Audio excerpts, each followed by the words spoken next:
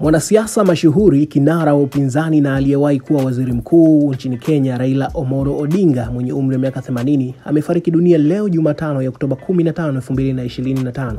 Odinga maarufu Baba akiwa anapatiwa matibabu katika hospitali ya Sridharayam Ayurvedic huko Kerala nchini India baada ya kupata shambulio la moyo, vyanzo mbalimbali vimeripoti. Kwa mujibu wa tovuti ya National ya Kenya, Rais William Ruto na familia ya Odinga wamethibitisha taarifa hiyo. Odinga alipatwa na mshtuko wa moyo wakati wa matembezi ya asubuhi katika hospitali hiyo ambako amekuwa akitibiwa kwa siku zote alipokuwa huko. Taarifa zaidi zinasema alipelekwa nchini India Oktoba 3 mwaka huu kwa ajili ya uangalizi zaidi wa afya yake. Kaka yake mkubwa na seneta wa Siaya Oburu Odinga ambaye ndiye msemaji wa familia amesema Odinga amekuwa akisafiri kila mara kwa uchunguzi kufuatia upasuaji wake wa kichwa aliofanya Juni 2010 ili kupunguza shinikizo lililokuwa limeongezeka nje ya ubongo wake. Odinga alizaliwa Januari 7 mwaka 1945 huko Masemo, wilaya ya Kisumu. Anatoka katika familia mashuhuri ya kisiasa. Baba yake Jaramogi Oginga Odinga alikuwa makamu wa kwanza wa rais wa Kenya mwaka 1964 hadi mwaka 1966 na alikuwa kiongozi muhimu katika harakati za uhuru. Odinga alisoma katika nchi za Afrika Mashariki kabla ya kwenda Ulaya kwa masomo ya juu. Alipata degree ya uhandisi mitambo na uhandisi wa umeme kutoka Technical University of Magdeburg, zamani ilikuwa Ujerumani Mashariki, mnamo mwaka 1970.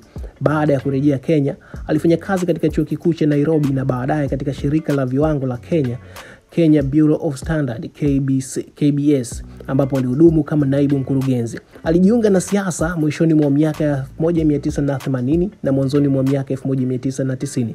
Akawa mmoja wa viongozi walioshinikiza kurejeshwa kwa mfumo wa vyama vingi nchini Kenya.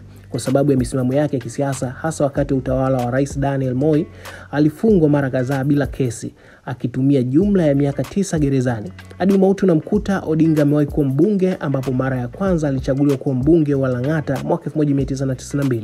Aliwahi kuwa waziri wa nishati 2001 hadi 2002 chini ya Rais Moi, waziri wa barabara, ujenzi na makazi 2003 hadi 2005 chini ya Rais Mwai Kibaki, waziri mkuu 2008 hadi 2015. Hii ilikuwa nafasi aliyoshikilia katika serikali ya umoja wa kitaifa baada ya ghasia zilizofuata uchaguzi wa mwaka 2007.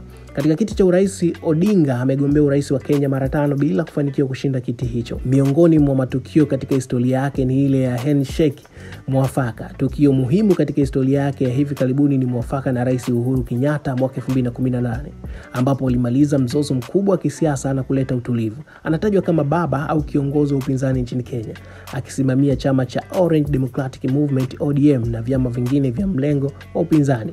Alikuwa na ushawishi mkubwa katika siasa za Kenya na za Afrika Mashariki. Odinga pia aligombea nafasi ya mwenyekiti wa tume ya Umoja wa Afrika mwaka huu ambapo hakufanikiwa kuipata. Ini Saudi Travis. Ciao.